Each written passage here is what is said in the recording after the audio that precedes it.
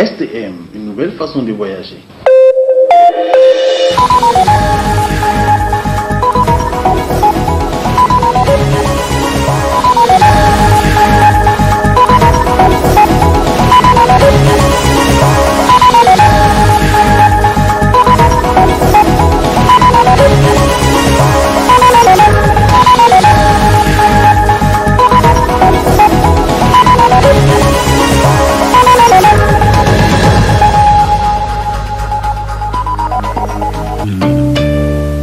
Messieurs, dames, bonsoir et bienvenue au journal du soir que nous débutons avec un retard. Nous débutons aussi cette édition avec la poursuite des travaux en plénière à l'Assemblée nationale avec un seul point inscrit à l'ordre du jour. L'examen et le vote du projet de la loi portant première rectification de la loi 2019, des lois de finances 2020. Amadou Harouna et Ibrahim Kantama. Le projet de loi portant rectification de la loi du 31 décembre 2019 portant loi de finances pour l'année budgétaire 2020, soumis pour examen et vote à l'Assemblée nationale, s'élève à 2265,15 milliards de francs CFA. Il a connu une hausse de 6,15%, largement présenté par le rapporteur de la Commission des finances.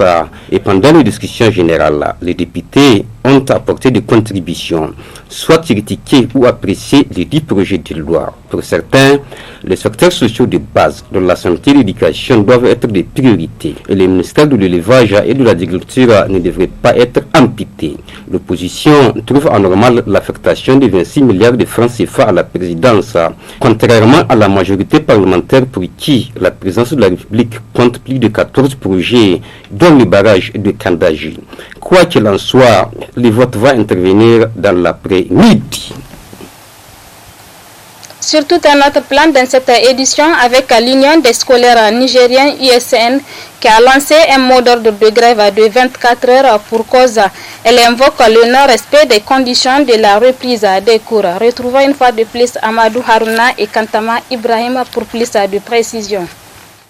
Le lundi 1er juin 2020, les élèves ont repris le chemin de l'école. 24 heures après, l'Union des scolaires nigériens lance un mot d'ordre de grève pendant que l'année ne compte que 45 jours pour être sauvée. Pour les scolaires, les mobiles sont légitimes. C'était hier où le gouvernement nigérien a décidé de la reprise, la réouverture des établissements sur l'étendue du territoire national. Aujourd'hui, hier nuit, le comité directeur de l'USN s'était pris en réunion relativement au constat qui a été fait sur le terrain et sur l'étendue du territoire national, que le gouvernement n'a fait que du dilatoire. Le gouvernement, ils ont fait leur show médiatique tout simplement parce qu'ils étaient sortis officiellement faire croire à l'opinion nationale et internationale que l'État nigérien est prêt pour ouvrir les établissements.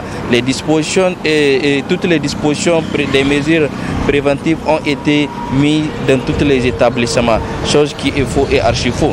Nous avons constaté des vieux vues dans beaucoup des écoles. Toutes ces mesures n'ont pas été prises et surtout les mesures de distanciation et surtout encore les bavettes n'ont pas été mises à la disposition des scolaires que nous sommes. Mais nous pouvons dire également dans certains établissements, nous avons constaté des kits, les systèmes de lavage des mains ont été mis à la disposition de certaines écoles.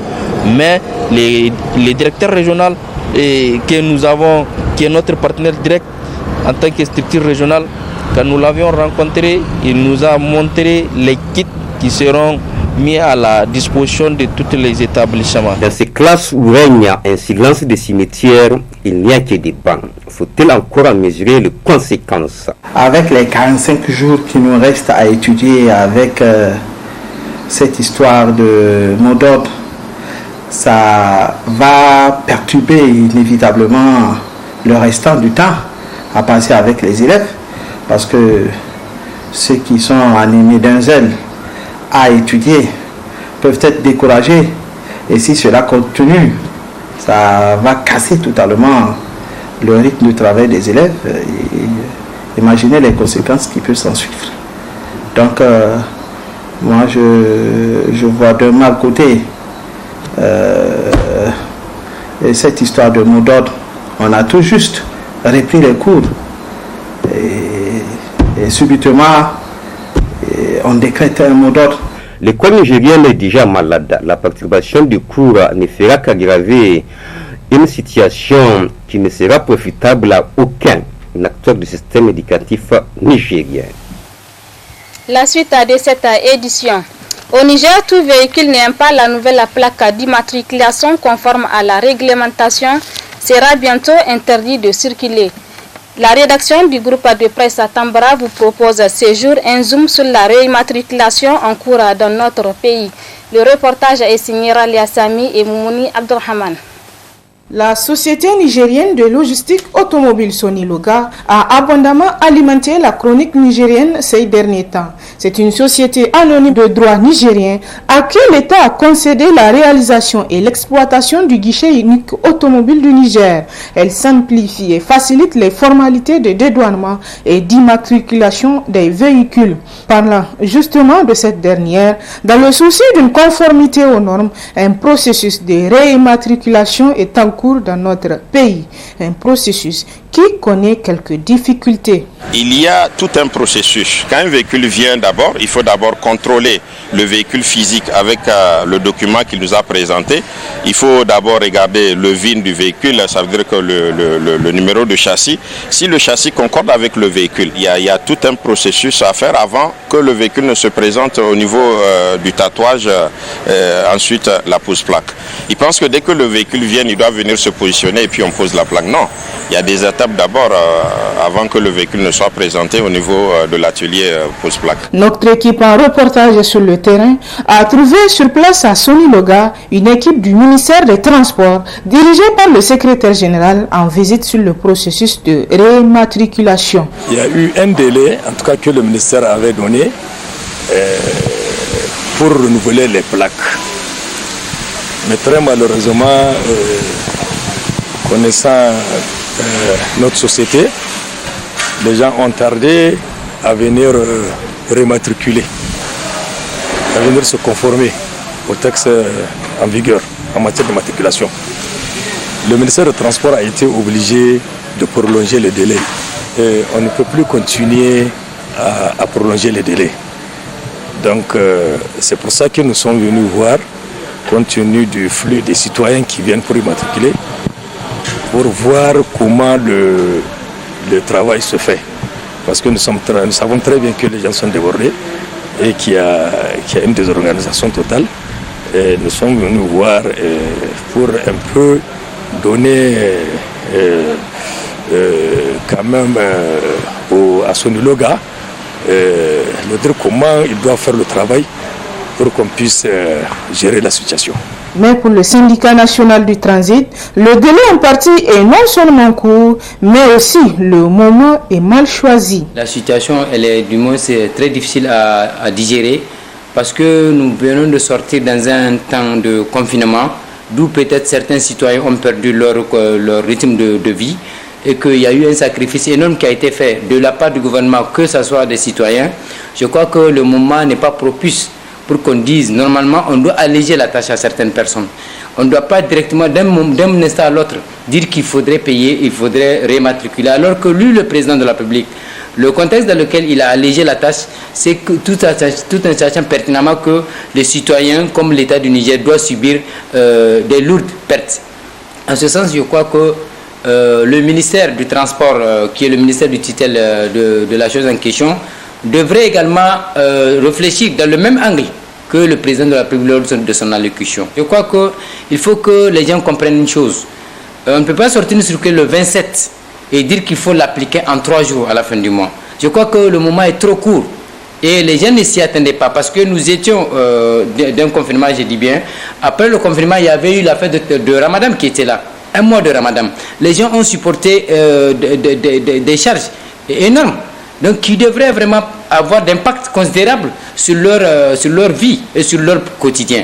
Normalement, le ministère doit rentrer dans cet angle-là pour regarder. Le social est très important dans ce genre de circonstances. Il faut regarder, le social est très important. Ainsi donc, on peut remarquer que les Nigériens ont ces derniers temps pris d'assaut la société Soniloga afin de se conformer avant l'expiration de ces derniers délais, faute de quoi les véhicules seront carrément interdits de circuler.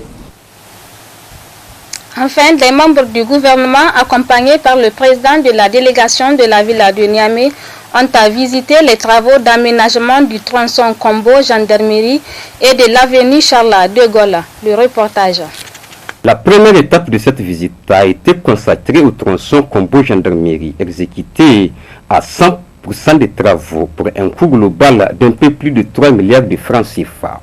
La deuxième étape concerne l'avenue Charles de Gaulle, financée à plus de 700 millions de francs CFA, encore entièrement financée à la charge de la ville de Niamey. Les populations de Niamey sont fières aujourd'hui. Nous sommes venus aujourd'hui constater la fin des travaux de la route de la corniche Kombo-Yantala-Ba, la fin des travaux de la bretelle allant sur Bravia, la fin des travaux de la route Charles de Gaulle qui va du rond-point Justice jusqu'à l'intersection avec la gendarmerie.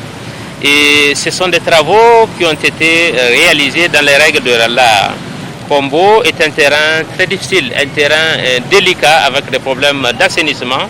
Ils ont su en tout cas répondre à toutes nos exigences, y compris au niveau de la voirie, y compris au niveau de l'assainissement, des trottoirs, mais aussi de l'éclairage de ce tronçon aujourd'hui qui est effectif et qui fonctionne normalement. Une transformation de la ville de Niamey qui traduit la vision du président Issoufou Mamadou. Le document que nous avons est à peu près 4 milliards qui ont été investis sur ces travaux que nous avons visités. Et je vais ajouter une chose qui est importante. Niamey, là, c'est un programme du président de la République, Mamadou Issoufou. Dès son arrivée au pouvoir, il a lancé ça. Je me rappelle la réunion, le premier lancement a été la route Est-Ouest.